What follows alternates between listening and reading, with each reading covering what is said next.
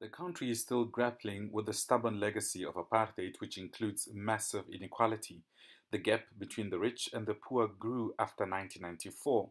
It also appears the political power handed to the liberation movement did not do much to decolonize the country. Policy choices that the ANC made is partly why we sit with the inequality that we had. So, for example, the ANC did not introduce free compulsory education when it started, and that would have been a way to empower those who are locked out of the economy with the necessary skills to be absorbed. In its first few years in power, the ANC government chose a patriotic black bourgeoisie, which included current President Cyril Ramaphosa, to try and de-racialize the economy.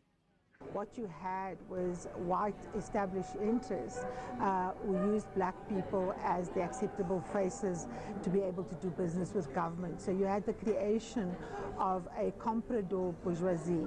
Not only did the white minority population thrive economically after independence, their history, which many black South Africans would rather forget, was also preserved. This is a school named after the architect of apartheid, Hendrik Verwoerd, who was the prime minister in the 1940s. The school now admits black children. In fact, most of the children who go to this school are black. One of the many ironies of post-apartheid South Africa. Political analyst Angelo Fick says while there was never a denazification process, the ruling ANC has made strides in changing lives of millions of people. Research in South Africa tells us that 6 out of every 10 South Africans recently polled indicate that they would vote for the African National Congress in the upcoming elections.